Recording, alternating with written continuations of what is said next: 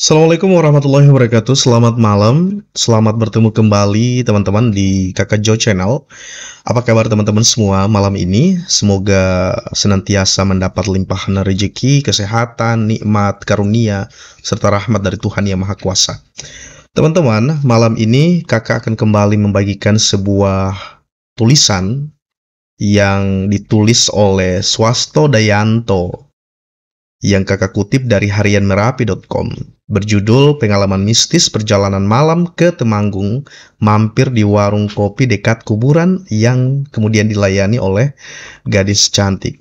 Tentu saja tulisan kali ini yang kakak Jo bagi merupakan sebuah tulisan yang bergenre horor ya teman-teman. Buat teman-teman yang suka dengan cerita ataupun kisah yang bergenre horor, semoga aja terhibur dan menyukai kisah yang akan kakak Jo bagi buat teman-teman.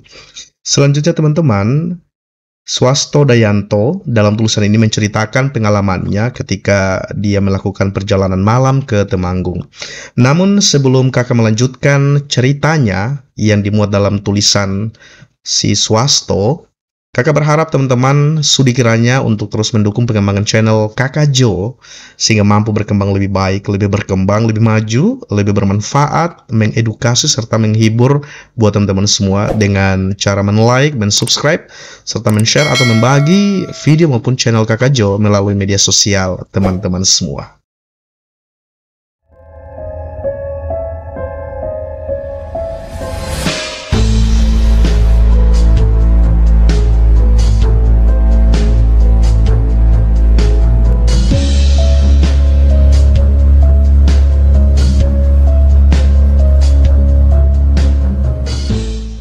Sempat mampir di warung kopi dekat kuburan dengan pelayan gadis cantik. Kejadian mistis pun terjadi sepulang dari Temanggung.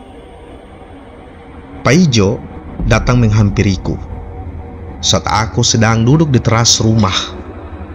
Kelihatannya dia begitu gelisah dan tergesa-gesa hingga aku bisa menduga kalau ada sesuatu yang sangat penting. "Bud, aku ingin minta tolong kamu."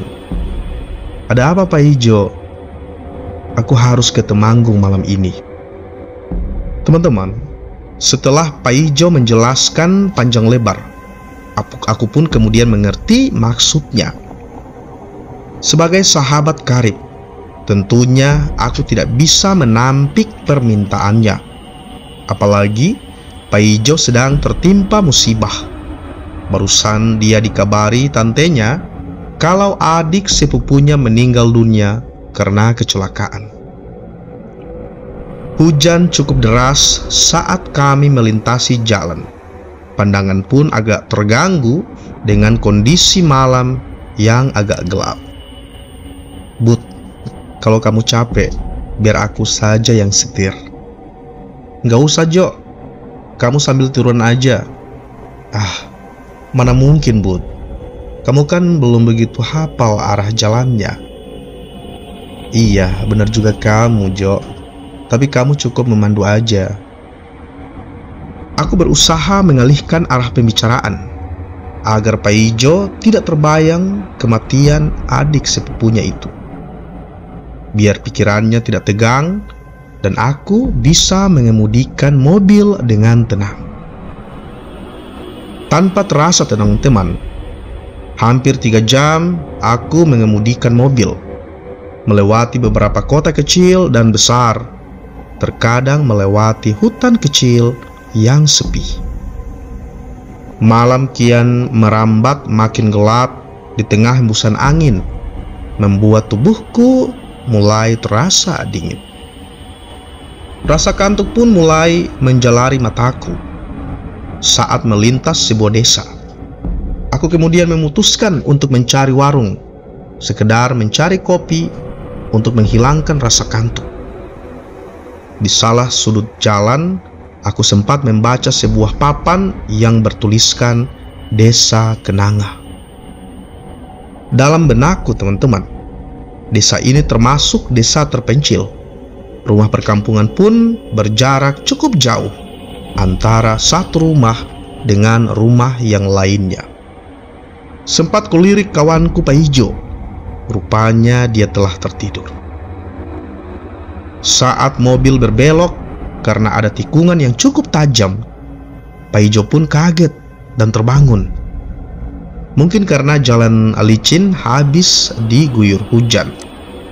Aku begitu lega, teman-teman, ketika melihat sebuah warung kecil masih buka, walaupun malam kian larut. Tanpa pikir panjang, mobilku hentikan persis di depan warung itu. Aku tidak peduli meskipun letak warung itu berada di dekat kawasan hutan dan di sebelah baratnya ada sebuah kuburan. "Jo, ayo turun, kita minum kopi dulu." Pak Ijo hanya mengangguk dan mengikuti langkahku memasuki warung itu. Sempat dalam benakku terasa sedikit heran. Kenapa masih ada warung yang buka sampai larut malam, padahal di sini sangat sepi sekali dan rumah tetangganya cukup jauh. Kepenatan tubuhku menepis kegelisahanku dan hal-hal buruk yang sempat melintas dalam pikiranku. Yang jelas, teman-teman, aku sangat membutuhkan minuman panas untuk menghangatkan tubuhku. Warung ini termasuk agak lumayan karena menyediakan jajan gorengan kesukaanku. Perjalanan kami lanjutkan setelah badan kami terasa agak segar dan Pak Ijo menggantikan menyetir mobil. Saat kami meninggalkan warung tadi, aku merasa ada sesuatu yang aneh. Semerbak wangi bunga berhembus bersama desiran angin. Saat aku menikmati kopi tadi, seperti ada bau amis, seperti bau darah. Tetapi kemudian berganti dengan bau wewangian bunga, seperti bau kembang orang mati. 1000 pertanyaan kemudian muncul di otakku saat itu, teman-teman. Kenapa yang melayani tadi seorang gadis yang tergolong masih belia? Sementara di dekat kompor di sudut belakang warung, seorang lelaki tua yang terus-menerus memasak seperti sedang menyiapkan makanan untuk acara hajatan.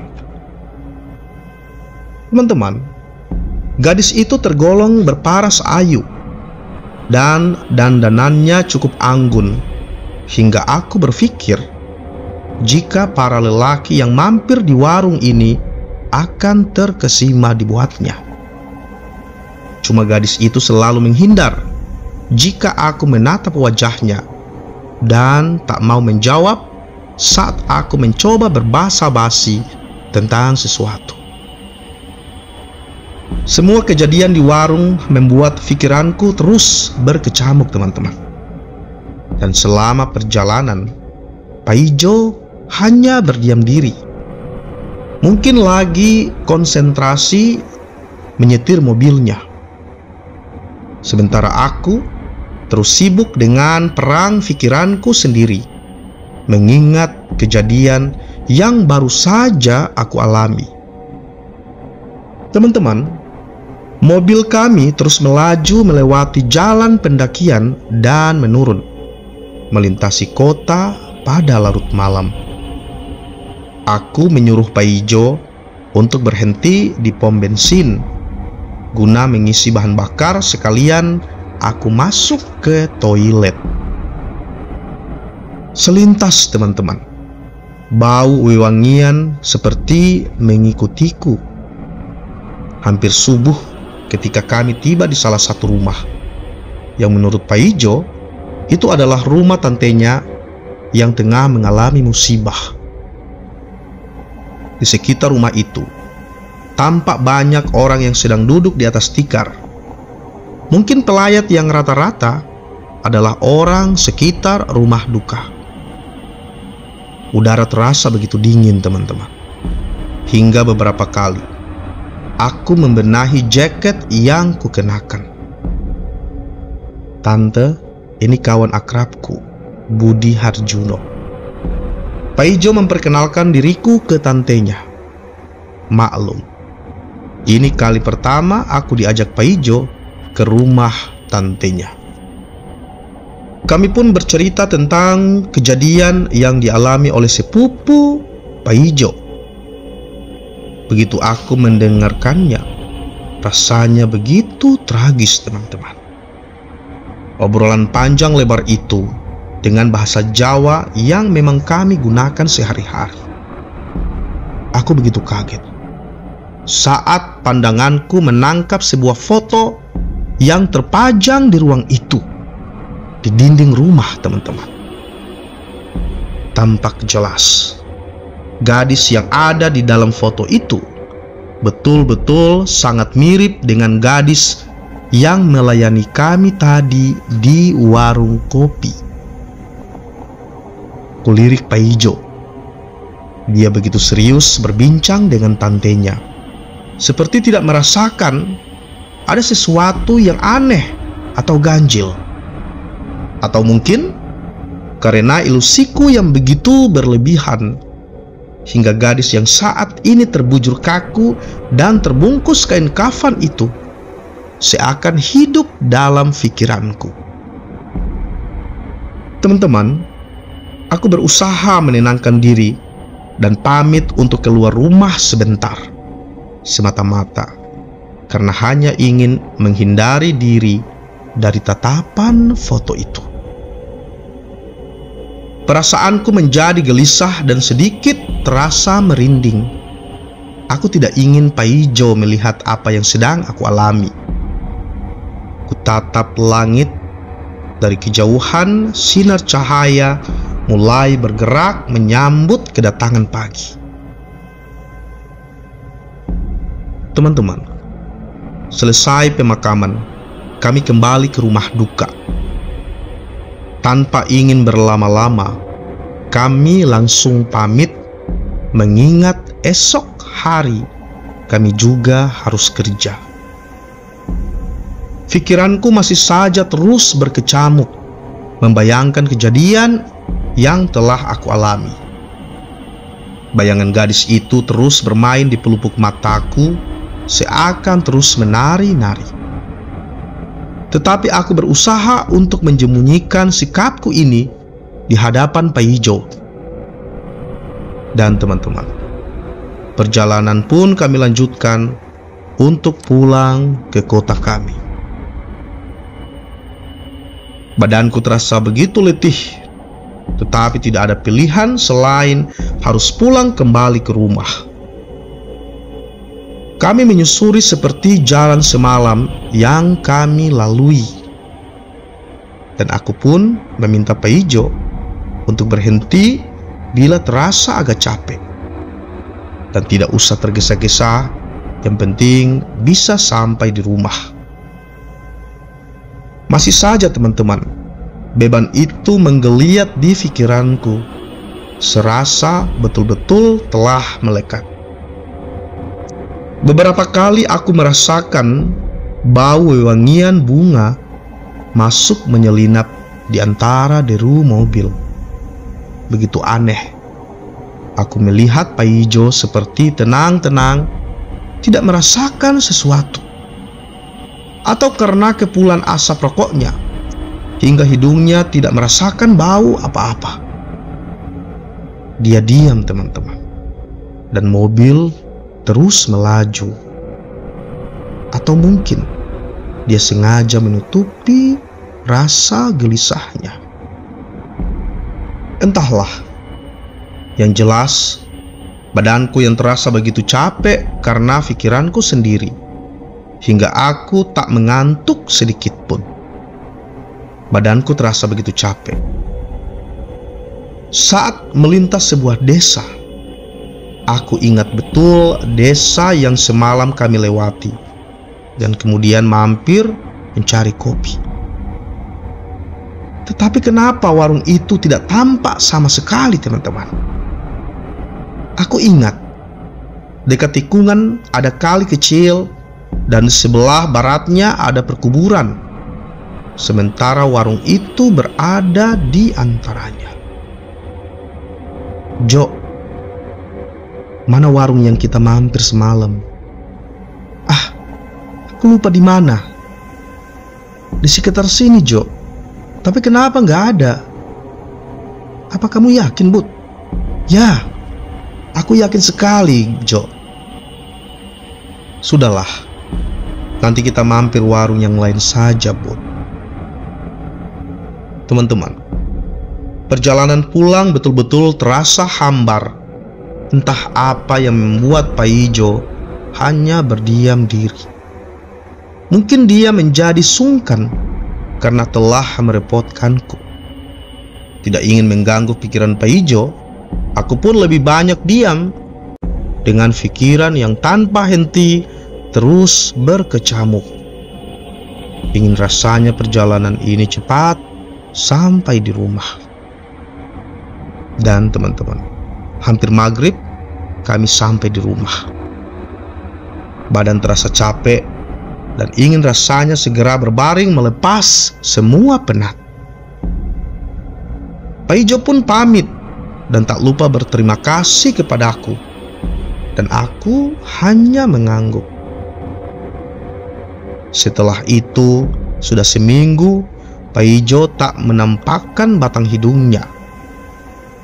Aku juga tidak bermaksud membesar-besarkan kejadian yang aku alami. Tapi teman-teman, ini betul-betul sangat di luar batas nalarku. Ketika aku tidur malam selepas perjalanan panjang ke Temanggung, aku kembali bermimpi dengan gadis itu. Semerbak bunga pun menjalari semua sudut ruang rumahku. Setelah seminggu, tepat 7 hari kemudian, keesokan harinya saat aku bangun pagi, keanehan itu pun betul-betul terjadi. Di samping rumah terlihat tumbuh beberapa bunga yang sama sekali tak pernah aku merasa menanam bunga itu. Ada bunga mawar berwarna merah segar, bunga kenanga, dan bunga gading. Pokoknya semua berbunga, teman-teman. Ini menurut adat kami sebagai orang Jawa adalah merupakan suatu isyarat atau perlambang dari kembang orang mati. Aku hanya bisa melenguh panjang. Demikian teman-teman, sebuah kisah yang ditulis oleh Swasto Dayanto, sebagaimana yang kakak kutip dari harian Merapi.com dengan judul Pengalaman Mistis Perjalanan Malam ke Temanggung, mampir di warung kopi dekat kuburan, kemudian dilayani oleh seorang gadis cantik. Semoga teman-teman suka dengan cerita ini. Oh iya, kakak lupa disclaimer bahwa semua kebenaran, benar tidaknya kisah ini, cerita ini berpulang kepada sumber di mana kisah atau cerita ini kakak kutip. Semoga sekali lagi, semoga teman-teman suka dengan ceritanya. Dan buat teman-teman yang memang sangat suka dengan cerita ataupun kisah yang bergenre horor, mistis, misteri, dapat mendukung terus pengembangan channel ini agar mampu berkembang lebih baik, lebih bermanfaat, menghibur, serta memberikan edukasi buat teman-teman dengan terus men-like video-video kakak Jo. Yang belum subscribe, please untuk men-subscribe, dan teman-teman bisa ikhlas untuk men-share atau membagi video maupun channel kakak Jo melalui media sosial, teman-teman. Semoga Tuhan Yang Maha Kuasa, Allah Subhanahu wa Ta'ala, membalas seluruh kebaikan dan keikhlasan teman-teman. Terima kasih yang sebesar-besarnya, yang sedalam-dalamnya buat teman-teman semua. Insya Allah kita akan ketemu di lain waktu. Dan thank you banget sekali lagi. Kakak Jo akhiri. Assalamualaikum warahmatullahi wabarakatuh.